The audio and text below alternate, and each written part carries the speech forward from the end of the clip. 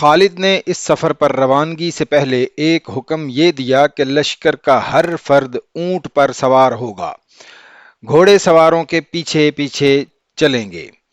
دوسرا حکم یہ کہ عورتوں اور بچوں کو مدینہ بھیج دیا جائے۔ سالاروں کو خالد نے کہا تھا کہ تمام لشکر کو اچھی طرح بتا دیں کہ وہ ایسے راستے پر جا رہے ہیں جس راستے سے پہلے کبھی کوئی لشکر نہیں گزرا۔ ہر کسی کو ذہنی طور پر تیار کیا جائے۔ مئی کا مہینہ اونٹوں کی فراہمی میں گزر گیا۔ جون 634 عیسوی کا مہینہ شروع ہو گیا۔ اب تو صحرا جل رہا تھا۔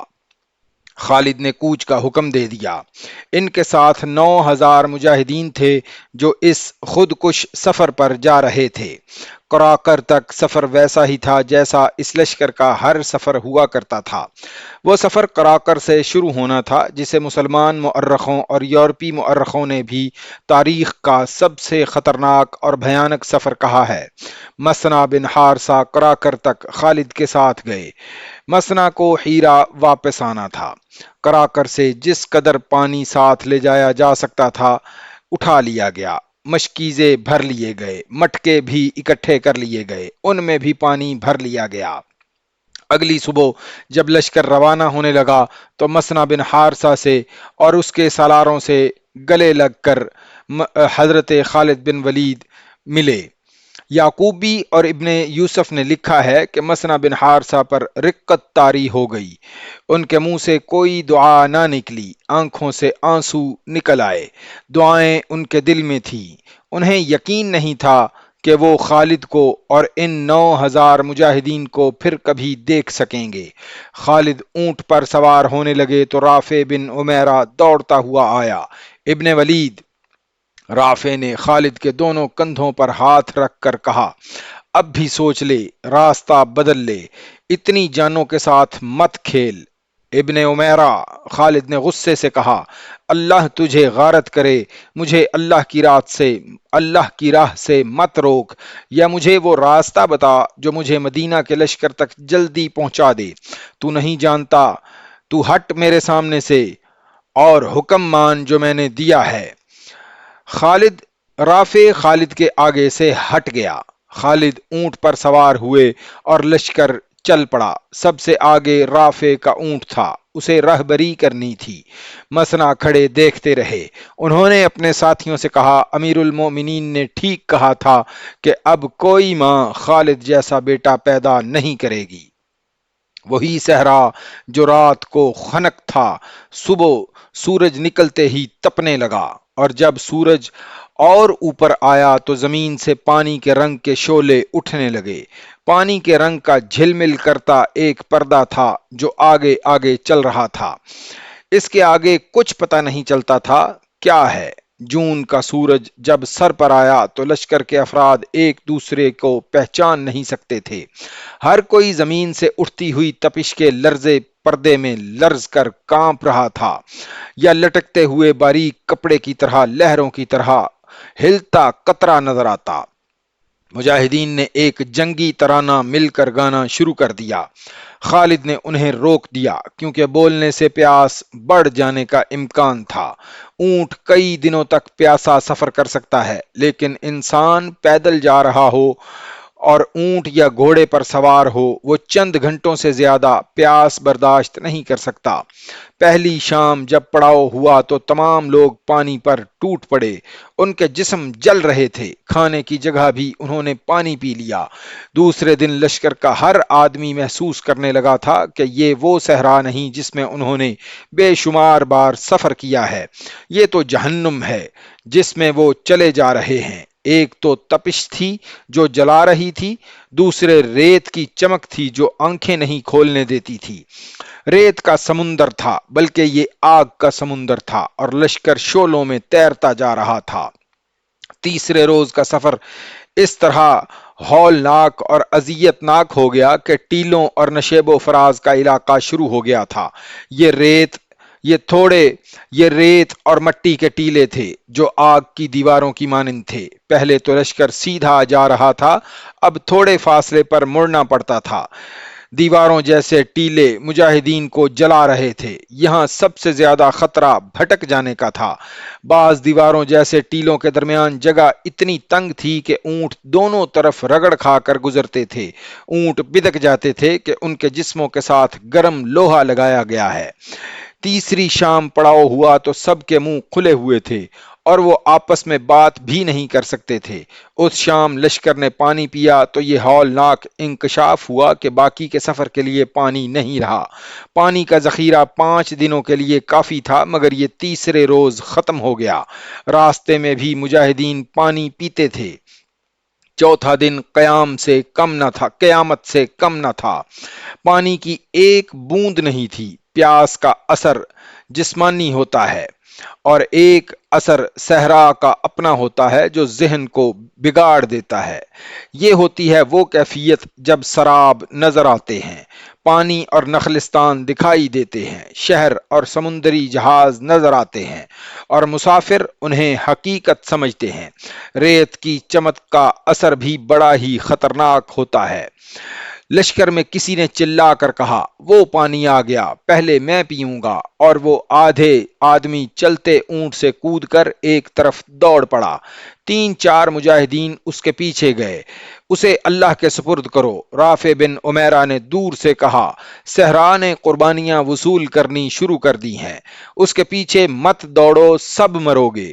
تھوڑی دیر بعد ایک مجاہد بے ہوش ہو کر اونٹ سے گرا۔ وہ اٹھا اور اونٹ کی طرف آنے کی بجائے دوسری طرف چل پڑا۔ کوئی بھی اس کے پیچھے نہ گیا۔ پیچھے نہ جانے کی ایک وجہ بھی تھی کہ سب کی آنکھیں بند تھیں۔ ریت کی چمک اور تپش آنکھیں کھولنے ہی نہیں دیتی تھیں۔ چوتھا دن جو پانی کے بغیر گزر رہا تھا، صحیح معنوں میں جہنم کے دنوں میں سے ایک تھا۔ ایسے لگتا تھا جیسے سورج اور نیچے آ گیا ہو۔ پہلے تو سب خود آنکھیں بند رکھتے تھے کیونکہ چمک اور تپش آنکھوں کو جلاتی تھی۔ اب آنکھیں کھلتی ہی نہیں تھیں۔ اونٹ تک ہارنے لگے تھے۔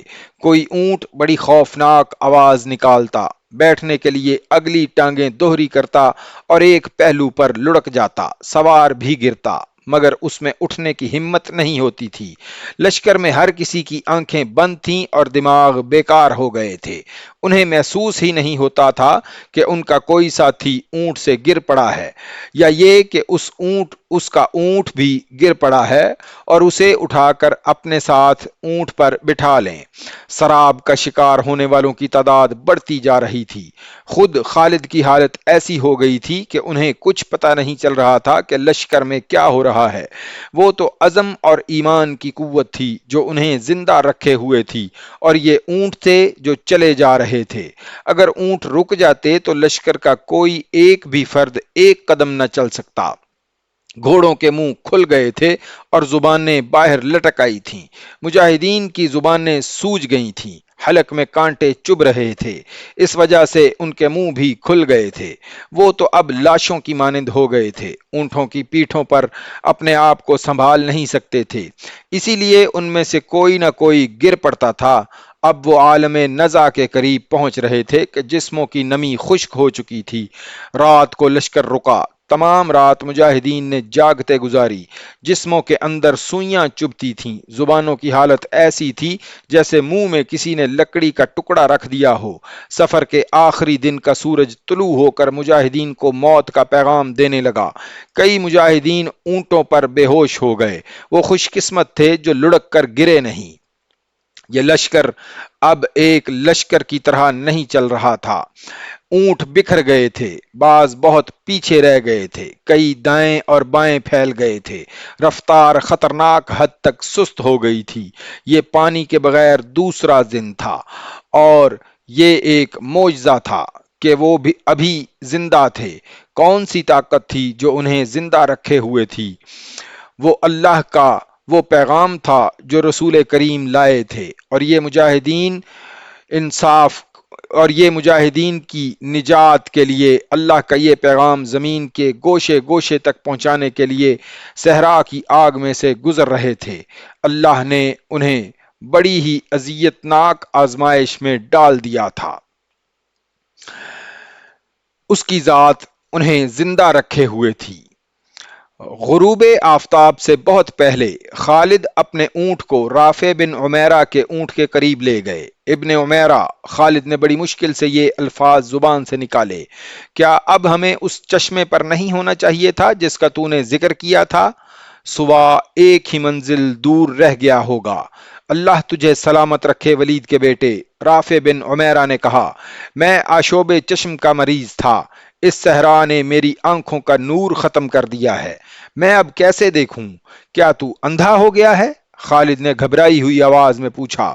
جو تو دیکھ سکتا تھا وہ ہم میں سے کوئی بھی نہیں دیکھ سکتا، کیا ہم بھٹک گئے ہیں؟ مورخ واقدی اور تبری نے لکھا ہے کہ رافع بن عمیرہ کی بینائی ختم ہو گئی تھی، اس نے ذہن میں کچھ حساب رکھا ہوا تھا۔ ان دونوں مؤرخوں نے اس کے صحیح الفاظ اپنی تحریروں میں نقل کیے ہیں۔ ابن ولید، رافع نے کہا، لشکر یہیں روک لے، اپنے کچھ آدمیوں کو آگے بھیج، انہیں کہہ کہ وہ عورت کے پستانوں کی شکل کے دو ٹیلوں کو تلاش کریں۔ خالد نے کچھ آدمیوں کو آگے بھیج دیا، یہ آدمی جلدی ہی واپس آ گئے اور انہوں نے بتایا کہ وہ دو ٹیلے دیکھ آئے ہیں۔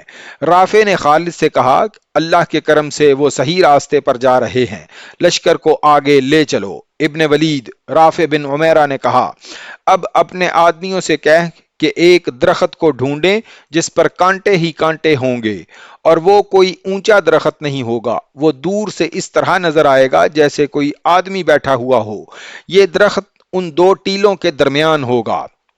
آدمی گھوم پھر کر واپس آ گئے اور انہوں نے یہ جانکاہ خبر سنائی کہ انہیں ٹیلوں کے درمیان اور ارد گرد بلکہ دور تک کوئی ایسا درخت نظر نہیں آیا۔ انا للہ و انا الیہ راجعون، رافع بن عمیرہ نے کہا، سمجھ لو کہ ہم سب مر گئے۔ اس نے کچھ سوچ کر اور قدرے جھنجھلا کر کہا، ایک بار پھر جاؤ، درخت مل جائے گا، ریت کے اندر ڈھونڈو۔ آدمی پھر گئے، برچھیاں اور تلواریں ریت میں مار مار کر مطلوبہ درخت کو کھوجنے لگے۔ ایک جگہ انہیں ریت کی ڈھیری نظر آئی، ریت ہٹائی تو وہاں ایک درخت کا ٹنڈ منڈ سا تنا کھڑا ہوا تھا، یہ خاردار تھا۔ اکھاڑ دو اس درخت کو، رافع نے کہا، اور اس جگہ سے زمین کھودو۔ زمین اتنی زیادہ نہیں کھودی گئی تھی، لیکن تھوڑا پانی امڈ پڑا اور ندی کی طرح بہنے لگا۔ اس گڑھے کو کھود کھود کر کھلا کرتے چلے گئے، حتیٰ کہ ایک وسیع تالاب بن گیا۔ لشکر کے مجاہدین اس پانی پر ٹوٹ پڑے۔ واقدی لکھتا ہے کہ یہ پانی اتنا زیادہ تھا کہ اتنے بڑے لشکر نے پیا، پھر اونٹوں اور گھوڑوں نے پیا، تب بھی یہ امڑتا رہا۔ مجاہدین نے مشکیزے بھر لیے، تب انہیں خیال آیا معلوم نہیں ان کے کتنے ساتھی پیچھے رہ گئے ہیں۔ اونٹ بھی تر و تازہ ہو چکے تھے اور انسان بھی۔ اپنے ساتھیوں کا خیال آتے ہی کئی مجاہدین اونٹوں پر سوار ہوئے اور واپس چلے گئے۔ وہ منظر بڑا ہولناک تھا، جگہ جگہ کوئی نہ کوئی مجاہد اور کوئی اونٹ یا گھوڑا ریت پر بے ہوش پڑا جل رہا تھا۔ مجاہدین نے ان کے منہ میں پانی ڈالا اور انہیں اپنے ساتھ لے آئے۔ بعض مجاہدین شہید ہو چکے تھے، انہیں ان کے ساتھیوں نے وہیں دفن کر دیا۔ ابن عمیرہ، خالد نے رافع بن عمیرہ کو گلے لگا کر کہا، تو نے لشکر کو بچا لیا ہے۔